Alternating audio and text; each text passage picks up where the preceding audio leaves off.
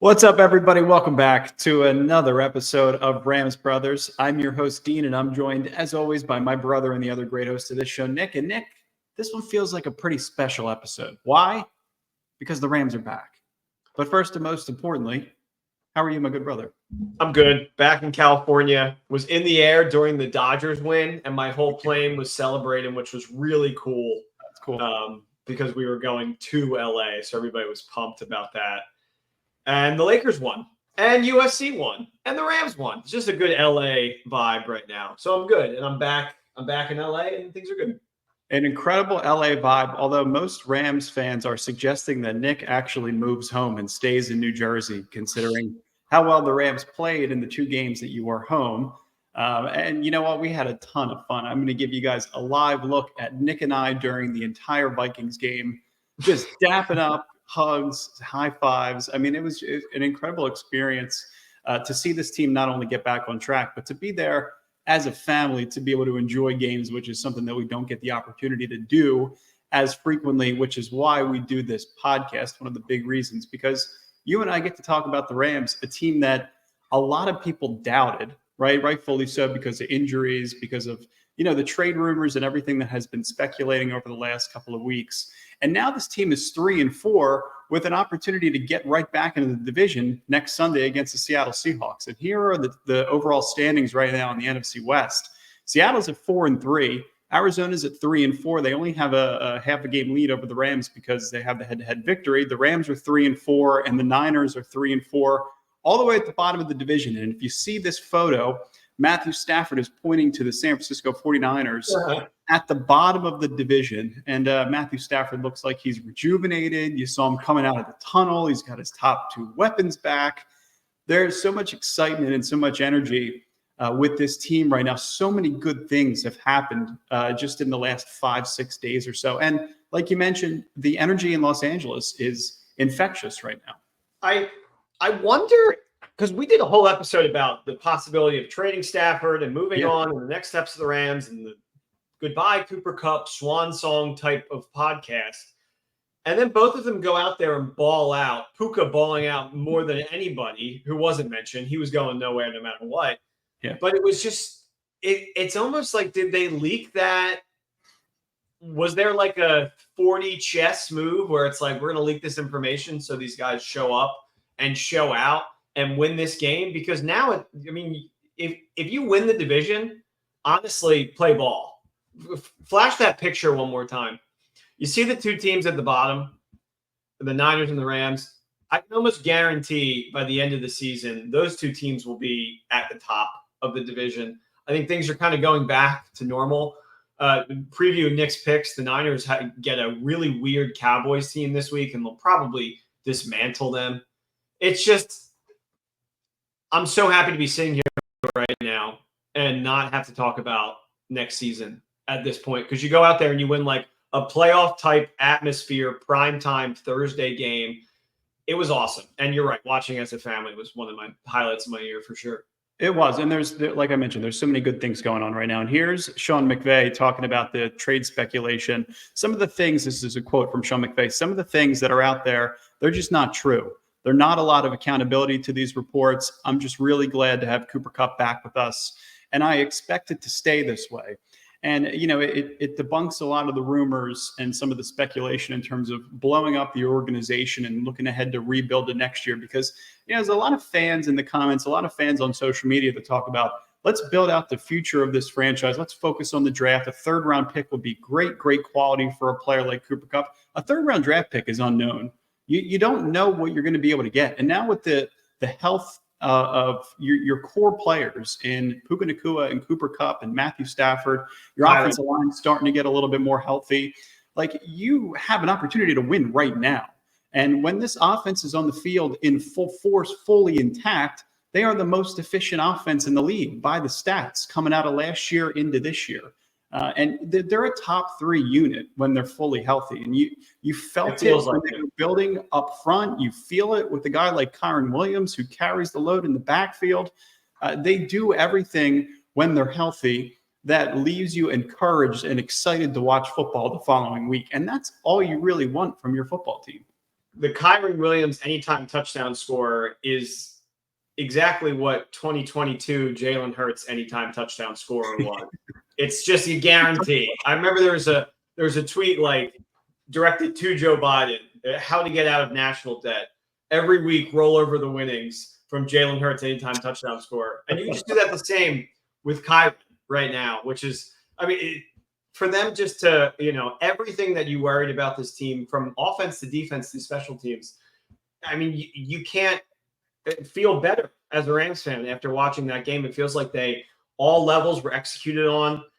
When the defense needed stops, they got them. Offense had to start out hot, otherwise we would have gotten behind fast, and they did.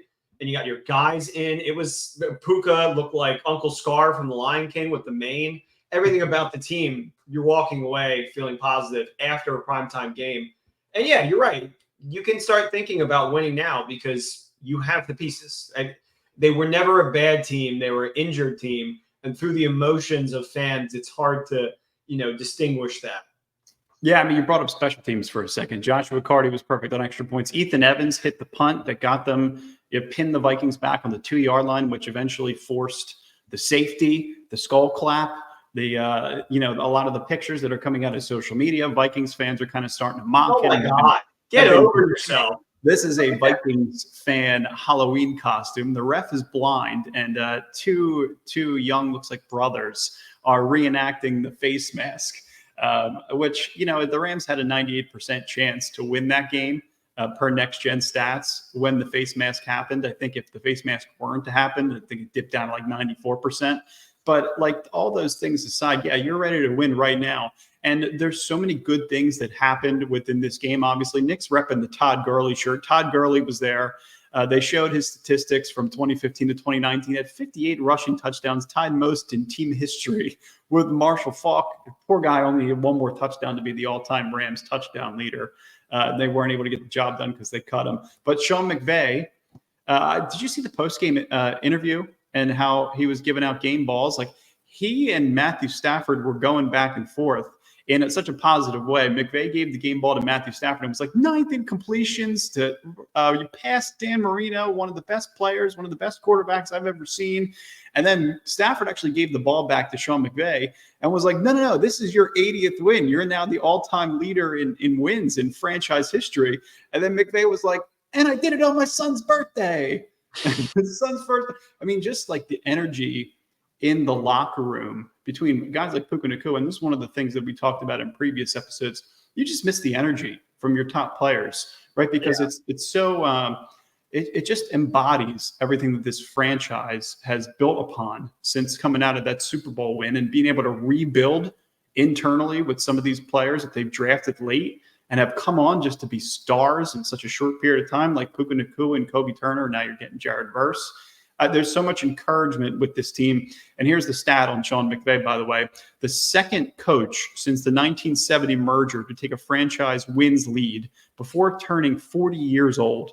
He's only 38. The other, John Madden of the Raiders, when he was 36 in 1972. And as we mentioned, McVay did it on his son's first birthday. Maybe when they reboot some of the football games, maybe when the Madden games go away, we turn it into McVay. Turn it into McVay football. Yeah, I feel like we're getting just more McVay these days because Gruden reminds me so much of McVay, and Gruden's everywhere right now, and I'm loving it. Honestly, they just are like, they feel so intertwined. It's almost like father and son. It's obviously not, but you just have that energy for both of them. To do it on his son's birthday, it's just remarkable stuff. It's great for his family as well as the Ramily, and we appreciate having McVay as the head coach. And just to harken back on one thing you said about energy, in the post-game presser, I think it was Shula mentioned that.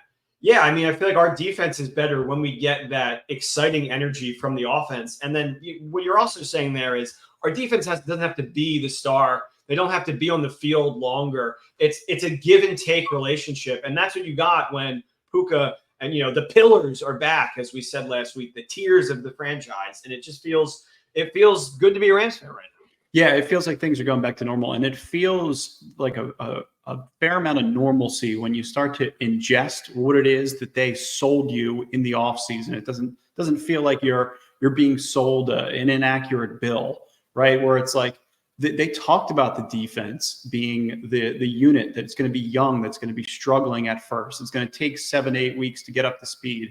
They're inexpensive, right? In terms of the salary cap, the offense is 4 times the amount of expense. So, I mean, they're the bulk of the load. They're the ones that should be doing a lot of the work, and you get it in 9 and dime. And you know, Matthew Stafford and Cooper Kupp have that incredible relationship. The play where Stafford dipped under 2 defenders and then threw a no-look pass to Cooper Kupp in the end zone was unbelievable. It prompted me to rip off my sweatshirt and show off my Cooper Kupp jersey.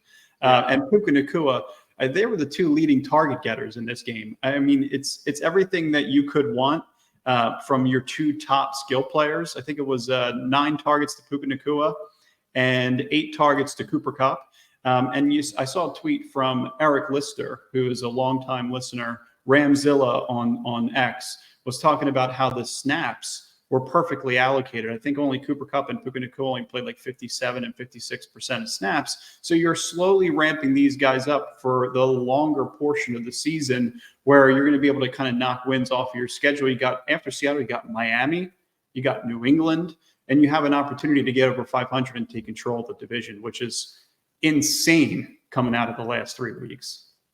Yeah, I mean, it just to speak on the, you were sold an incorrect bill. I tweeted out earlier this year, like, I wish I didn't get my hopes up for this team because it's not happening the way you want it to happen. And we were told like Super Bowl contenders, and the analysts were hyping us up, saying that there was a possibility the Rams could go far. So you get your hopes up, and now you're back and you're healthy, and you feel like they deserve to be up a little bit. Like, we can have positivity. We don't need to be thinking about our next quarterback right now. We can be enjoying week-to-week football. I mean, it's still early in the season. Anything can really happen. And just to have a prayer right now feels better than some teams. Yeah, and you know what? That game on Thursday night really felt like a playoff game. It feels like more than a prayer. It feels like reality is starting to settle in. And what they had promised in the offseason coming out of last season feels like it's coming to life. And one of the big reasons is because the offensive line is playing so well. Shout out to Mike Munchak, the consultant of the offensive line over the past 3 years. Shout out to Eric Wendell, the offensive line coach, or Ryan Wendell, rather. They're both doing a hell of a job. You go back and look at the tape, and this offensive line is dominating a front that throws so much at you. It looks like they're going to rush 6. They drop 2 of them in coverage. They rush 4, different pressure packages, different rotations in the secondary. Matthew Stafford he's the one quarterback, and him and Mahomes are the 2 quarterbacks that can really kind of navigate through these things and be able to persevere. And especially when you get your 2 top pass catchers back. But this tweet from Sosa Cremenges, one of our favorite members on X and one of our favorite guys in general. He said, it's time to start talking about Alaric Jackson. Since returning in week 3, he's been playing a Pro Bowl level. He's allowed just 5 pressures heading into last night. That's among all tackles with 100-plus snaps. That's 6th fewest. And he was dominating again on Thursday Night Football. You look at how this offensive line is constructed. You go back and look at a team like Detroit. They got 4 first-round picks and a third-round pick starting on their offensive line. This team has an undrafted left tackle in Alaric Jackson. They have an undrafted left guard, Justin Dedich, a 6th-round pick in Bo Limmer, starting at center. Their right guard is a 2023 pick swap you got from Pittsburgh and Kevin Dotson. And the right tackle, Nick, longest tenured Ram, 2nd-round pick from 2015 when the Rams were still in St. Louis, Rob Havenstein. So, when you look at Matthew Stafford's stats, and I heard this a lot all throughout this week, he's only got 3 touchdowns. He's got 3 interceptions. He threw 4 touchdowns. It's 4 interceptions, 3 to 4 going into that game. Yeah, 2 to DeMarcus Robinson, 1 to Coop, and 1 to Kyron. Everybody's like, Matthew Stafford's struggling. He's getting old. This team there's no reason to believe in them. You need great coaching. You need a great game plan. You need offensive line to be able to gel together and have continuity. And you need your top 2 pass catchers on the field to be able to put together a really solid foundation and a really solid game plan. And that's what this team did. And now it's all starting to come together in all the best of ways. And Nick, let's just pivot over to the defense for a second, because this was, I would call, the photo of the game. That was uploaded right to my Instagram when I saw that picture. It was I don't know if they're doing the skull like in the middle of the skull. It's probably from the safety though. This is probably taken game-winning safety would be my call. I would imagine. Yeah, between this photo of Michael Hoyt throwing up the LA sign to represent the Lakers, the Kings, the Dodgers, USC. Everybody's playing well right now. And he's hitting a home run. He's hitting a walk-off home run to shout out Freddie Freeman last night hitting a walk-off. Right. Well, yeah, this was before, but still, it was foreshadowing. Yeah, it was foreshadowing. First walk-off grand slam in MLB history. The MLB has been around for 120 years. In the game, in the World Series. In the World Series, yes. Right. Yeah. Which I know. I was shocked that was the case. He didn't need the home run. That was just the coolest way possible to win that game. And then cut to I Love LA playing from the speakers, which I don't know if the Rams do that anymore. I know that they did that for some time, but maybe they got called out. But I feel like last time I was there when they won, they played California Love. So so when they won the Super Bowl, I was telling you this when you were home. We stayed for about an hour and a half, and we went down to the lower level. And they played California Love. They played LA Woman by the Doors. They played just about any California-themed song specific to Los Angeles as, confetti was falling and they had the ceremony. So, yeah, you just haven't heard it a lot this year because the Rams haven't won a ton of games, but they are 3-1 at home so far this season.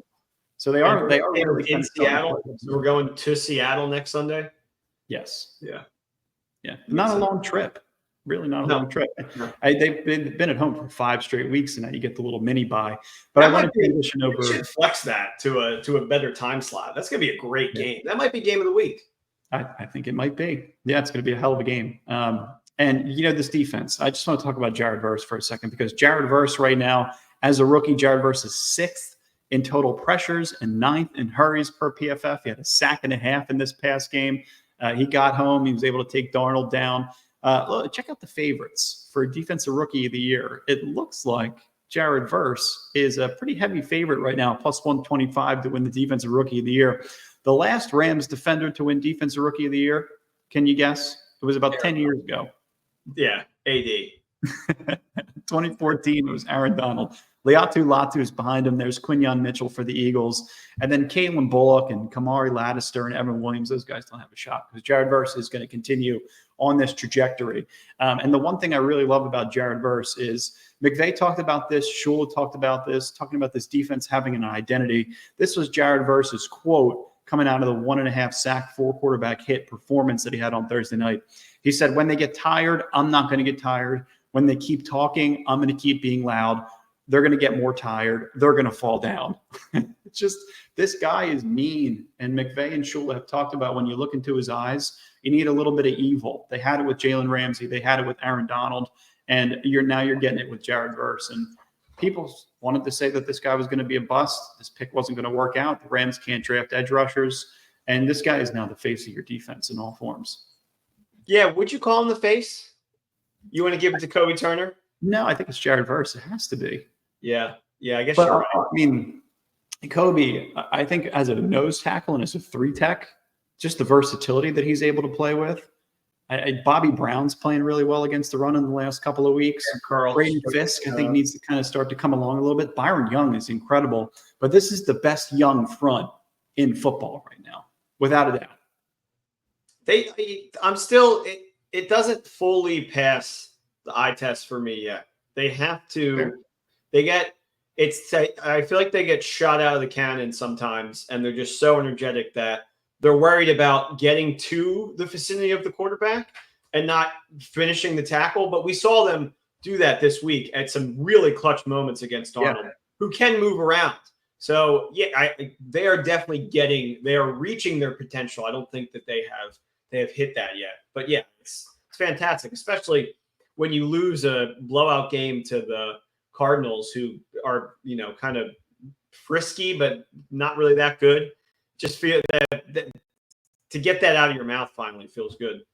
I think that's why us Rams fans were so spoiled with Aaron Donald, right? Because it's a guy that could generate pressure, but it's a guy that always finished the job. There was never a doubt that Aaron Donald was going to finish the sack. And a lot of what these guys do, it's a little bit of over pursuing, but it's moving the pocket and it's getting Sam Darnold and some of these other top quarterbacks off their spot to cause an errant throw, to cause an underthrow, to cause a batted ball at the line of scrimmage.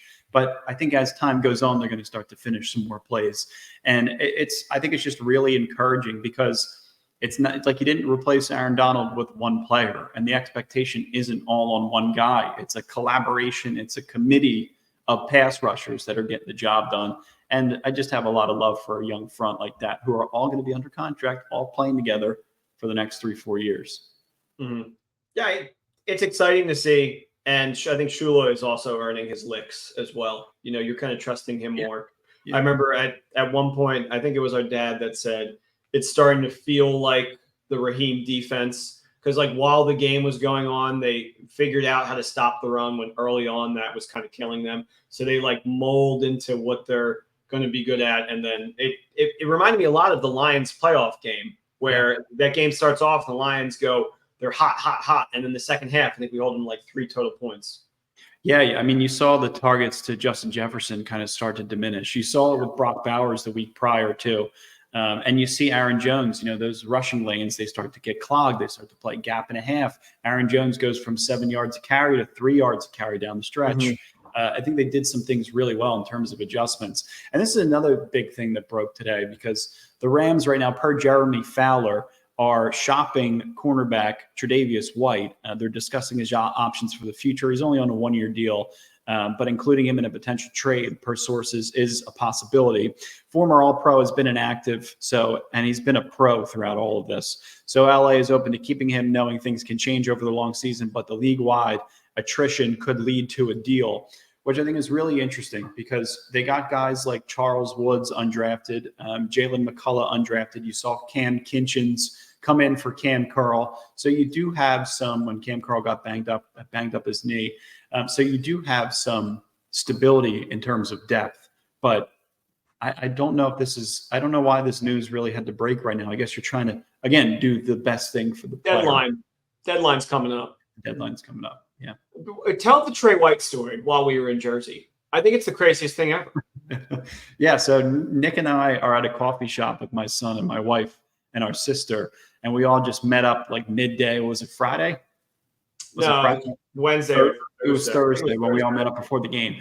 And a group of young kids, elementary school kids. Yeah, it looked like they were coming out of school. They were walking around. It was like midday. I'm looking at this 27 jersey, and I'm thinking to myself, oh, who's 27 is wearing a Rams jersey in New Jersey? Like this kid's obviously a legend. He's not only wearing the jersey, he was wearing the Crucial Catch breast cancer Los Angeles Rams hat. And I'm thinking to myself, who's 27? Is it Darrell Henderson? Like, who could this possibly be? And he starts to walk by. I'm like, Trey White. It's like wild. I feel bad for that kid if he does end up traded. Unfortunately, that would suck. It's kind of unfortunate that news broke. But there are some Buffalo fans in New Jersey. That felt like such an omen that I didn't even realize. Like that's such an omen, especially if it was Thursday, and it was Thursday. It was, yeah. Got to show the Rams fans this birthday present from Dean to me. Autofocus on that puppy right there, Jared Goff signed card.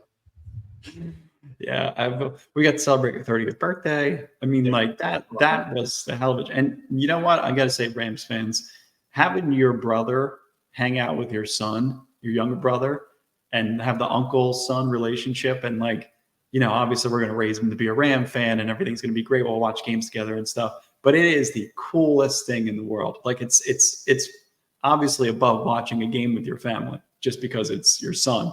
But then right next to that is watching a football game and being able to celebrate and have 15 beers and a victory shot with your brother and your dad.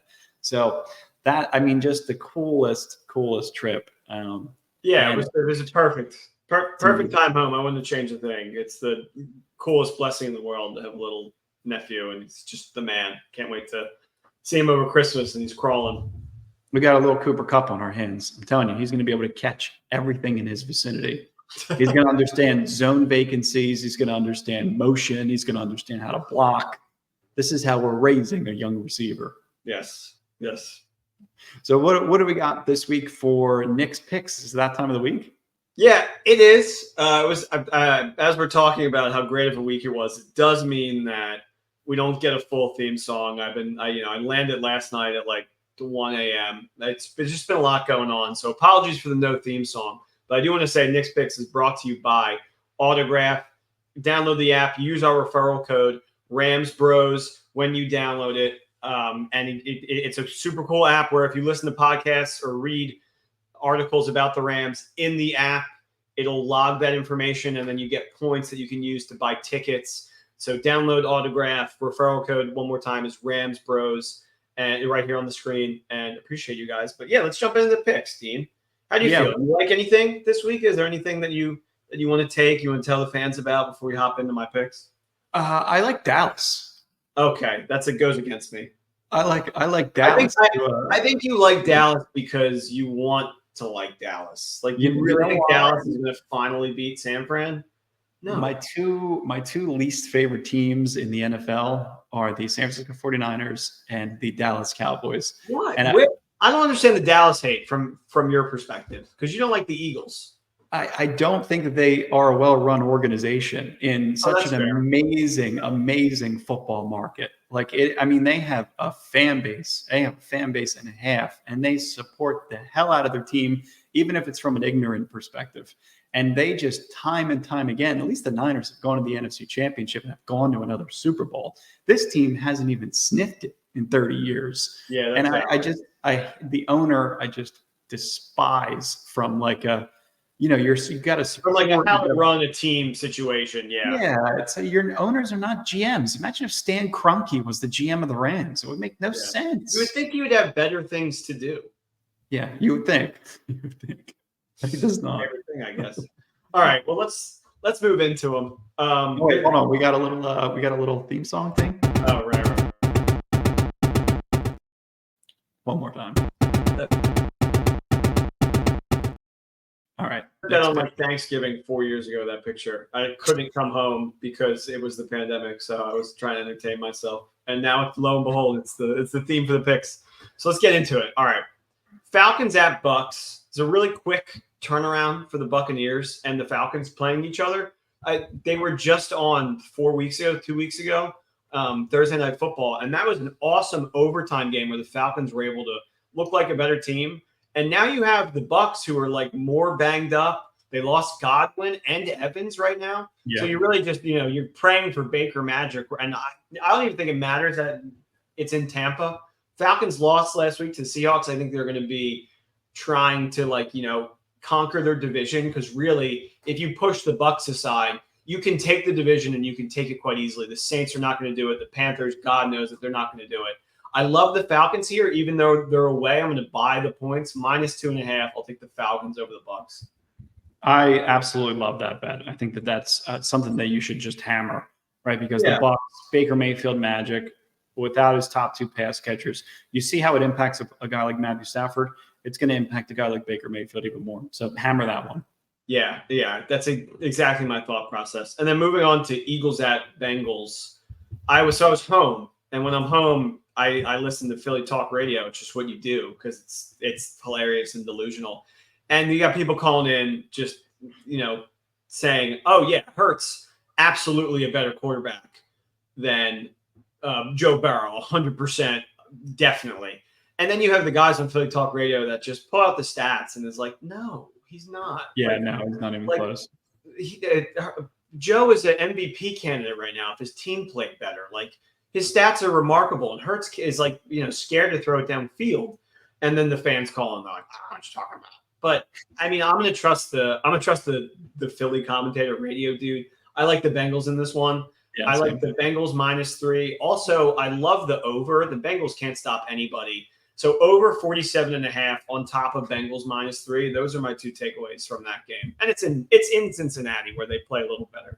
Not much better, a little better. Joe Burrow, 14 touchdowns to 2 interceptions, 70% completion percentage right now. If you're going to bet on an MVP favorite, I think it would be Joe Burrow. An underdog, yeah. That would be a good underdog. I read an underdog, yeah. They have to figure it out on other sides of the ball, because you're not going to get MVP if you're not a high seed or just a surging seed. Yeah, so far, I love both of those bets. And two, struggling defenses as well. The Bengals have one of the worst defenses in the league, and the Eagles have a hard time, if it's not the New York Giants, stopping anyone. So I like both of those bets a lot. We have another Giants primetime game this week. For the love of God, I don't know why. But moving on, I don't know if you're going to like this one, though. But Chiefs at Raiders, divisional game. Give me Raiders plus 10. It feels like a lot of points to give this Chiefs team, who, they played really well against San Fran. But if you throw that game away, it's not like they're looking like this remarkable, unstoppable team. They're not. The Raiders are dirty. It's in Los Angeles. I feel like you should even sprinkle a little on Raiders money line, because Chiefs are not going to go undefeated. They're going to lose one of these dopey games in division probably. Yeah. And, I think it could be against the Raiders. And the Raiders will treat this game, if they have a lead at any point of the game, they'll treat it like it's their Super Bowl. Everything is on the line. Minshew trying to beat Mahomes. It's just going to be a dumb game. So I'm going to take Raiders plus 10 and feel pretty solid about it. I think that's a pretty decent one. Obviously not a direct comparison, but it reminds me of when Odell Beckham Jr. came to the Rams in November of the 2021 season, and the DeAndre Hopkins situation is happening now in Kansas City. I think the Rams struggle. I think that was the beginning of the 3-game losing streak. Not that that's going to happen to the Chiefs, and I think it was against the Packers that Odell made his debut against. But sometimes you over-target, you over-game plan. Not that Andy Reid is going to do that, but I think 10 points in a divisional game is fair to put some money on, or sprinkle, whatever you got to do. Yeah, just like a small amount to have some fun. Yeah, I like all four. I like all four.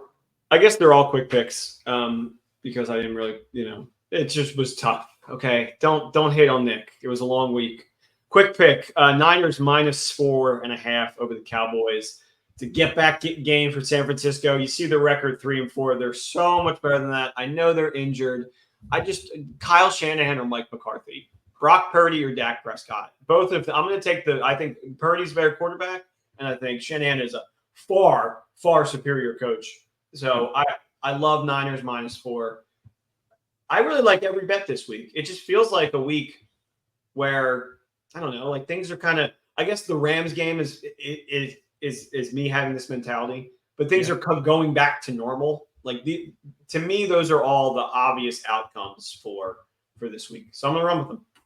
I mean, you got like limited preseason, right? A lot of starters don't play in the preseason. So the first 3-4 weeks of the season are very, very, very unpredictable. And now teams they were hurt. They're starting to get healthy. Things go back to normal. So I actually like all of your picks. The only reason I said I like Dallas was because I just want the Niners to lose. I want the Niners to be 3-5 so bad. I want them to stay at the bottom of the division. But do I think the Niners are going to win the game? Absolutely. Yeah, I'm sure. Yeah, I'm sure the money will also show the 49ers, but that shouldn't scare you. The public's been actually doing pretty well this year. Yeah. All right, let's run it back real quick. Falcons minus 2.5, not Bucks minus 2.5. Bengals minus 3, over 47.5. Eagles, Bengals. Raiders plus 10. Money line sprinkle if you want. And then 49ers minus 4.5 over the Cowboys in a get back game. Get back to where you once belonged. Sounds great. I love it. Nick, you're the man. You're the man. This was a lot of fun as always. Make sure that you guys are